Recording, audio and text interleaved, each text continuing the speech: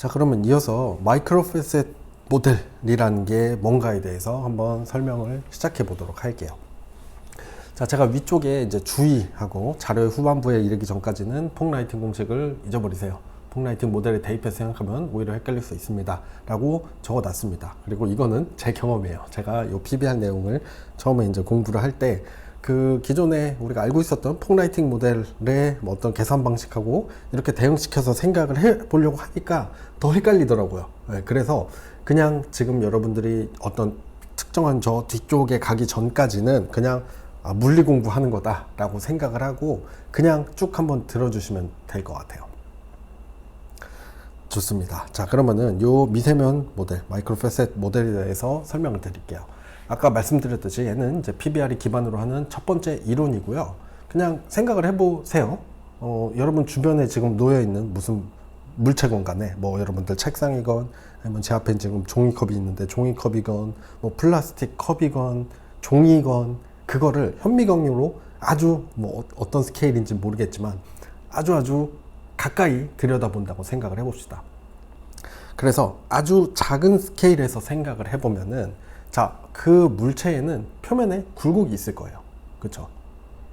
어떤 물체건 아주 작은 스케일에서 살펴보면은 표면에 굴곡이 있을 겁니다. 물론 우리가 손으로 만져봤을 때 매끈하구나 라고 느끼지만 사실 그거는 매끈하다고 느끼는 건 우리 손이 그만큼 해상도가 높지 않기 때문이지 실제로는 미세한 굴곡이 존재를 할 거예요. 한다는 거 여러분들 뭐 충분히 상상을 하실 수 있을 겁니다. 자, 근데 우리가 관심 있는 건 그거죠. 결국에는 빛이 물체에 닿았을 때 그 굴곡이 어떤 영향을 주냐라는 거예요. 빛이 물체에 닿았을 때 이러한 미세한 굴곡이 어떻게 구성되어 있느냐에 따라서 빛이 반사되는 특성이 달라진다는 겁니다. 그리고 우리가 지금 이 마이크로 패셋 모델에서 관심이 있는 거는 특정 방향으로 반사되는 빛의 양이 얼마냐인가 하는 거거든요. 자, 물론 이제 반사되는 빛의 방향에 따라서 뭐 색상을 계산하고 그런 거는 지금 생각하지 마세요. 그냥 물리적으로 표면에 굴곡이 있으면은 거기에 물체가 부딪혔을 때 빛이 반사되는 어떤 경향성이 달라지겠구나 하는 거고요. 밑에 그림을 먼저 보는 게 좋을 것 같네요. 자, 예를 들어서 지금 왼쪽에는 조금 더 어떤 미세한 굴곡이 많은, 그쵸, 러프, 더 거친 표면이 있고요. 오른쪽은 상대적으로 얘도 완전한 평면은 아니고 약간씩 이렇게 기울어진 걸 보실 수 있을 거예요. 이렇게 조금 더, 그러니까 왼쪽보다는 조금 더 이제 평평한, 조금 더 매끈한, 스무스한 서피스가 있다고 해봅시다. 자, 제가 이제 그림을 좀 잘라서 표현을 했는데 지금 빛이 이렇게 요런 방향으로 입사되고 있다고 해볼게요. 지금 요 노란색으로 표시가 되어 있는데 좀 확대를 해볼게요. 지금 요게 이제 들어오는 빛의 방향인 거거든요.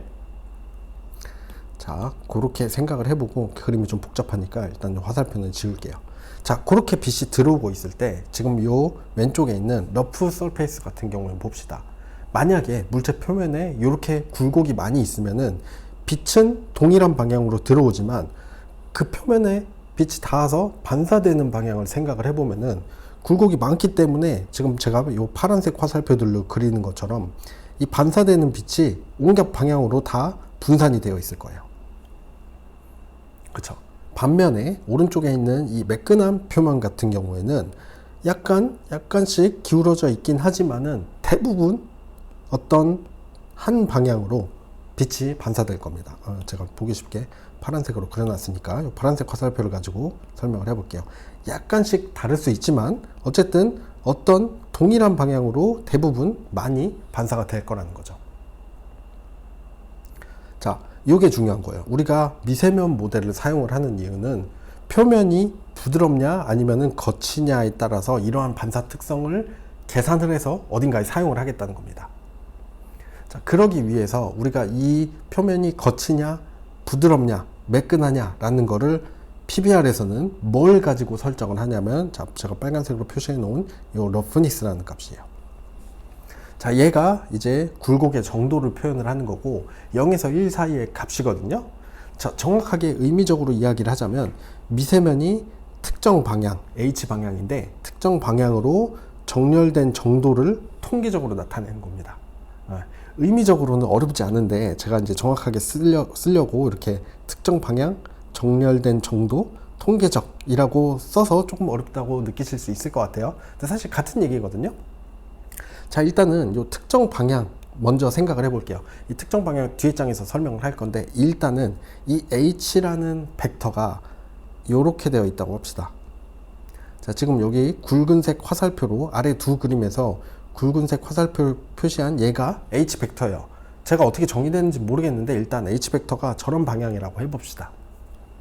자, 스무스 서피스 같은 경우에는 지금 반사되는 요 파란색 화살표들이 대부분 저 H 방향 벡터랑 비슷하죠, 방향이. 자, 그러면은 뭐다? 얘는 지금 이 H 방향과 요 미세면이 반사되는 요 정렬된 정도가 통계적으로 거의 비슷하다는 거죠. 자, 이런 경우에 러프니스가 0에 가까운 거예요. 자, 반면에 지금 러프 서피스 같은 경우에는 미세면이 H 방향으로 거의 정렬되어 있지 않죠. 이런 경우가 러프니스가 1에 가까운 경우입니다. 자, 그래서 내가 어떤 물체를 모델링을 할 때, 요런 표면 특성을 가지고 있게 하고 싶다라고 하면 러프니스를 큰 값을 주는 거고, 요런 표면 특성을, 재질 특성을 갖도록 하고 싶다고 하면 러프니스를 0에 가깝게 두면 된다는 거예요. 자, 일단은 이렇게까지 얘기를 해두고 이 H 벡터에 대해서 조금 설명을 해볼게요. 사실 우리가 이제 폭라이팅 모델을 사용을 할 때에도 이 H 벡터를 가지고 사용을 하는 경우가 많은데, 제가 이 강의 자료에서 설명을 할 때에는 조금 여러분들이 헷갈리실 수 있을 것 같아서 H 벡터에 대한 설명을 안 하고 그냥 우리는 이 오른쪽 그림에서 보는 이 R 벡터를 가지고 계산을 했었죠. R 벡터와 V 벡터 사이의 각도를 가지고 우리가 스페큘러 효과를 계산을 했었어요. 요거는 연결지어서 생각을 하라는 건 아니고 그냥 여러분들 리마인드 하시라는 관점에서 말씀을 드린 거고요. 자, 봅시다. 저 H라는 거는 이제 하프웨이 벡터라고 해서 요 하프웨이니까 H라고 줄여 쓰는 거거든요. 얘는 뭐냐면 L 벡터, 조명 방향 벡터죠.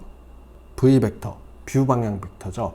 얘네 둘을 더해서 노멀라이즈 시킨 거거든요. 더해서 노멀라이즈 시켰다. 그러니까 L과 V가 각각 이제 얘네 둘도 노멀라이즈 되어 있다고 생각을 해보세요. 그러면은 L과 V 사이를 이분하는 벡터일 겁니다. 그렇죠? 뭐 설마 모르시진 않겠죠? 그러니까 얘가 L 벡터고 얘가 V 벡터면 얘 두 개 더하면은 요 벡터잖아요. 그리고 얘를 이제 노멀라이즈 시키면 길이가 1이 되겠죠. 그러면은 얘 둘 사이 각도가 같겠죠. 이분하는 벡터다 라는 게 그런 의미예요. 자, 그러면은 이제 오른쪽 그림에도 그렸는데, 자, H 벡터가 요 L 벡터하고 요 V 벡터 사이에 있는 요 빨간색으로 표시한 벡터가 H 벡터입니다. 자, 이 H 벡터하고 N 벡터 사이의 각도가 R 벡터랑 V 벡터 사이의 각도와 동일한 건 아니고요. 동일한 경향성을 갖습니다. 자, 그 얘기는 무슨 얘기냐? 우리가 만약에 지금 요 R 벡터랑 V 벡터가 같은 방향이면요, H 벡터하고 N 벡터도 같은 방향이에요. 그러니까 R 벡터하고 V 벡터 사이 각이 줄어들면은 H 벡터하고 N 벡터 사이의 각도도 줄어든다는 얘기입니다. 그렇게 생각을 하시면 돼요. 그래서 H하고 N 벡터의 닷 프로덕트가 R 벡터랑 V 벡터의 닷 프로덕트를 대신할 수 있다라고 생각을 하시면 될 것 같아요. 이 H 벡터가 뒤쪽에서도 많이 사용이 되기 때문에 일단은 정의는 확실히 기억을 해두세요.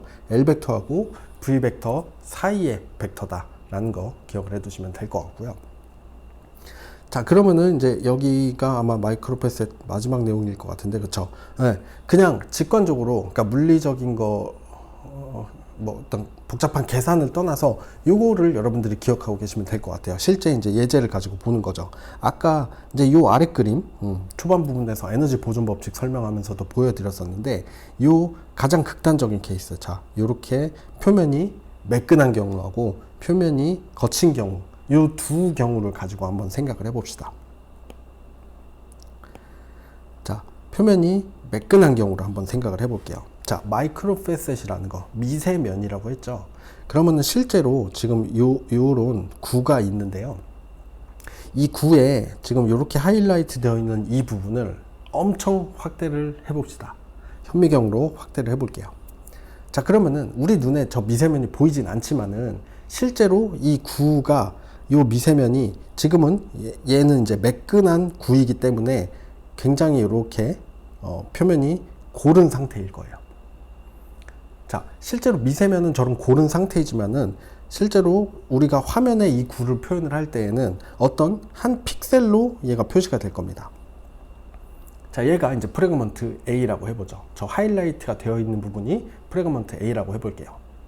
자, 그리고 우리가 지금 이 구를 요런 시점에서 보고 있고 빛이 이쪽에서 들어온다고 해봅시다. 자, 그러면은 지금 요 프래그먼트의 노말이 여기 갈색으로 표시되어 있어요. 죄송한데 여기다가도 이제 제가 뭐 H, N, L, V를 쓰면은 너무 그림이 복잡해지니까 H, N, L, V는 이쪽에다만 이렇게 표시를 해놨거든요. 근데 지금 V 벡터는 파란색, N 벡터는 갈색, H 벡터는 빨간색, L 벡터는 노란색이에요. 그게 그대로 여기하고 여기에도 적용된다고 보시면 됩니다. 네, 좋아요. 그러면은 지금 빛이 여기서 들어오고 있고 노말이 이렇게 되어 있기 때문에 우리가 이 시점 벡터, V 벡터가 R 벡터랑 비슷할 거예요. 그리고 그 얘기는 아까 말씀드렸듯이 H 벡터하고 M 벡터가 비슷하다는 얘기죠. 자, 지금 이 미세면이 H 벡터에 거의 정렬이 되어 있죠. 자, 거의 정렬이 되어 있다는 거 어떻게 아냐? 자, 우리가 앞에 정의를 할 때 말씀드렸죠. 미세면이 H 방향으로 정렬된 정도가 러프니스라고 했어요. 자, 지금 이 표면이 러프니스가 낮기 때문에 지금 요 아래에 있는 요 미세면이 요 N 벡터 방향이랑 거의 정렬이 되어 있다는 거죠. 그렇기 때문에 지금 여기서 들어온 빛이 대부분 시점 방향으로 반사될 거다라고 우리가 모델링을 해 놓은 겁니다. 자, 요런 상태예요. 그래서 지금 여기서 들어온 빛이 대부분 시점 방향으로 반사가 될 거기 때문에 지금 요 프래그먼트가 요 아래쪽에 이 하얀색 프래그먼트가 그러니까 저 구의 저 부분이 하얀색으로 표시가 되는 거예요. 왜? 눈으로 빛이 지금 많이 들어오고 있죠. 자, 한편 지금 이 동일한 아주 스무스한 구의 다른 프래그먼트를 생각을 해봅시다. 자, 이 다른 좀 확대를 해볼게요. 이 다른 프래그먼트도 지금 러프니스가 낮은 상태이기 때문에 미세면은 대부분 이렇게 별로 굴곡이 없이 이렇게 잘 정렬이 되어 있을 거예요. 자, 그런데 얘 상황을 생각을 해보면은 지금 라이트가 동일하게 저쪽에 있잖아요. 그리고 뷰는 여기에 있죠. 그러면은 H 벡터가 지금 이렇게 될 건데 얘는 뭐죠? 지금 요 미세면이 정렬된 방향은 대부분 이 방향인데 그림이 점점 지저분해지는데, 자, 미세면은 대부분 지금 요런 방향으로 정렬이 되어 있는데 지금 H 벡터는 저쪽에 가 있죠. 그 얘기는 무슨 얘기예요? 지금 이쪽 면으로 들어오는 빛은 시점 방향으로 거의 반사가 되지 않는다는 뜻입니다. 그렇기 때문에 지금 이 프래그먼트가 검은색으로 보이는 거예요. 이해가 되시나요? 자, 뭐 사실 얘는 우리가 이제 스페큘러에서 배운 내용이랑 조금 대응시켜서 생각을 하셔도 되는데, 어쨌든 우리가 빛이 어딘가에 있고 걔를 어디선가 보고 있어요. 그 프래그먼트를 어디선가 보고 있어요. 그러면은 내 시점이 그 빛이 부딪혀서 튕겨 나오는 방향으로 보고 있으면은 이렇게 하이라이트가 표시가 되고, 그렇지 않은 부분일 때는 하이라이트가 표시가 안 되겠죠. 자, 그런데 얘가 부딪혔을 때 그 방향으로 얼마나 빛이 잘 집중돼서 반사를 하냐라는 거를 이 미세면 모델을 사용을 해서 근사를 하는 거고, 그거를 이제 러프니스라는 값으로 컨트롤을 한다고 생각을 하시면 됩니다. 자, 얘랑 조금 비교를 해보면 조금 더 이해가 쉬우실 수도 있는데요. 자, 그러면은 지금 러프니스가 클 때에는 장면이 왜 이렇게 보이나, 물리적인 현상을 한번 생각을 해보면은, 러프니스가 높다는 얘기는 표면이 거칠다는 얘기죠. 그러니까 지금 가려져 있지만 사실 이 표면에 지금 이렇게 그리면 안 되지. 표면에 굴곡이 되게 많이 져 있다는 거예요. 그렇죠? 자, 굴곡이 많이 져 있다는 건 뭐죠? 여기서 이제 그림이 좀 복잡해서 이제 빛을 생략을 했는데 여기에 이렇게 빛이 있습니다. 자, 그러면은 내가 빛은 이런 방향에서 들어오지만은 실제로 반사되어 나가는 빛은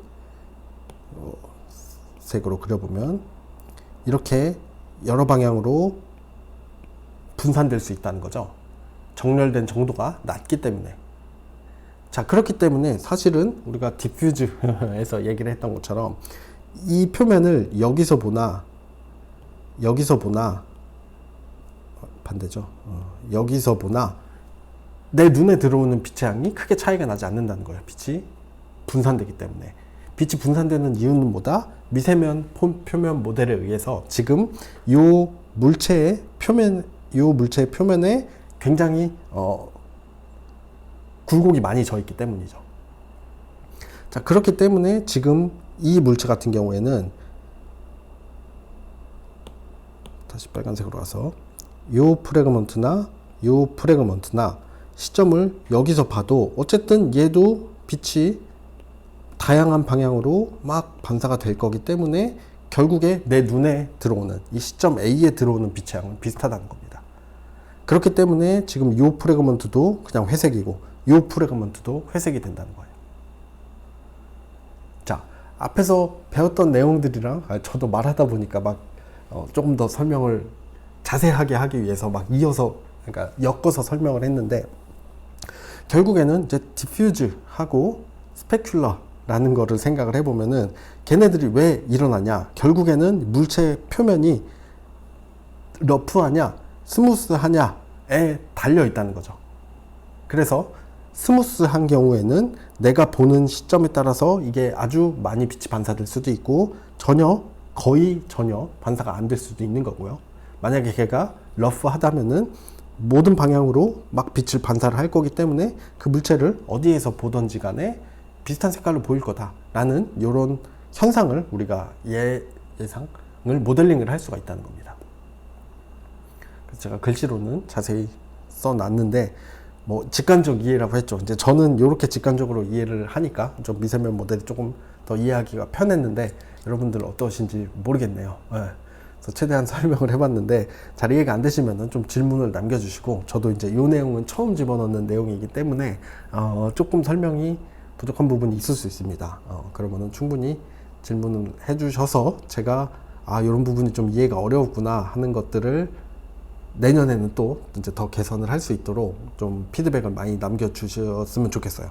어쨌든 여기서 중요한 건 두 가지. 자, 이 러프니스라는 값이 의미하는 게 뭔가, 미세면 모델의 거친 정도 또는 부드러운 정도를 이제 0에서 1 사이의 값으로 표현한 거다라는 거랑, 이 H 모델 정의, 제가 지금까지 설명을 안 했기 때문에 이 두 가지를 일단 기억을 하시는 게 이 부분에서 중요한 내용이 되겠습니다. 자, 다음으로 이제 에너지 컨서베이션 이야기를 한번 해보도록 할게요.